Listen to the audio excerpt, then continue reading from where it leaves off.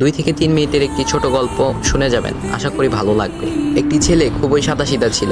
সে একটি দোকানে চাকরি করত। ছেলেটির বেতন ছিল মাত্র 5,000 টাকা। ছেলেটির দোকানের সামনে দিয়ে প্রতিদিন একটি মেয়ে স্কুলে যেত। মেয়েটি প্রতিদিন বোরকা পরে যেত, কিন্তু প্রায়ই মুখটা খোলা থাকতো। একদিন হঠাৎ করে ছেলেটির নজর পড়লো মেয়েটির দিকে। এভাবে বেশ কয়েকদিন যাবার পর মেয়েটি বুঝতে পারলো ছেলেটি তাকে লক্ষ্য করে। মেয়েটিও বাঁকা চোখে ছেলেটির দিকে তাকাতে শুরু করলো। ছেলেটি মেয়ের চলাফেরা দেখে মুগ্ধ হলো। আফসোস করতে লাগলো, ইস, যদি আমিও আজ পড়াশোনা করতে পারতাম, তাহলে সাহস করে মেয়েটির সাথে কথা বলতে পারতাম। মেয়েটি বুঝতে পারলো ছেলেটি তাকে ভীষণ পছন্দ করে। তাই একদিন মেয়েটি ছেলেটির দোকানের পাশে দাঁড়িয়ে রইল। তখন ছেলেটি দুপুরের খাবার খাওয়ার জন্য দোকানের বাইরে আসে। সে চায়ের দোকানে গিয়ে 5 টাকার একটি রুটি খেয়ে পানি পান করে আসতে লাগলো। তখন মেয়েটি তার কাছে গেল। তুমি ভাত খেলে না, রুটি দিয়ে পেট ভরবে? তখন ছেলেটি মেয়েটিকে দেখে অবাক হয়ে গেল। তখন ছেলেটি বলল, আমি ভাত খেলে আমার মা, বাবা আর ছোট বোনকে কি খাওয়াবো? মেয়েটি শিক্ষিত, তাই অল্পতেই বুঝে গেল।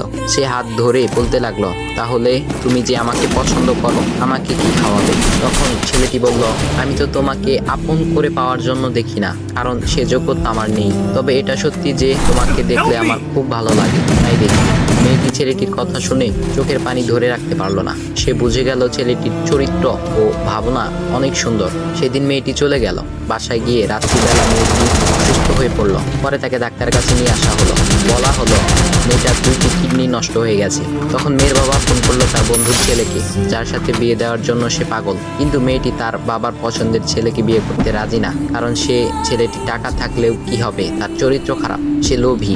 এদিকে মেয়েটির কোনো লোভ ছিল না। যাই হোক, হবু জামাই আসার পর তাকে সব খুলে বলল, তোমার থেকে একটি কিডনি খুলে আমার মেয়েকে দাও। তুমি তো বলছো আমার মেয়েকে তুমি অনেক ভালোবাসো, তাকে পেলে তুমি ভালো হয়ে যাবে, তাহলে আজ পরীক্ষা দাও। তখন ছেলেটি বলল, আমি আপনার রোগা মেয়েকে বিয়ে করতে পারবো না, আমার কি সুস্থ মেয়ের অভাব নাকি?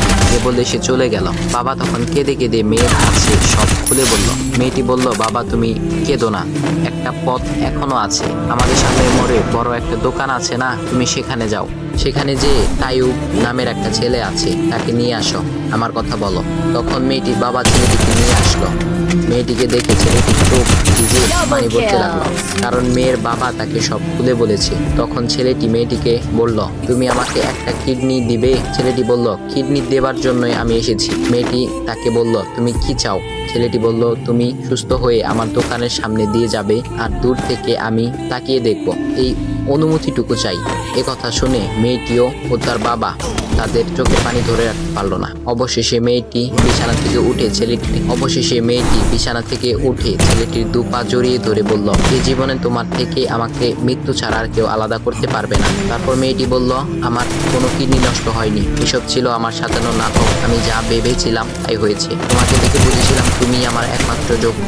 এখন ভাই, তোমাদের এত সুন্দর একটা গল্প শোনালাম, কিপটামি না করে ভিডিওতে লাইক দাও, একটা কমেন্ট করো।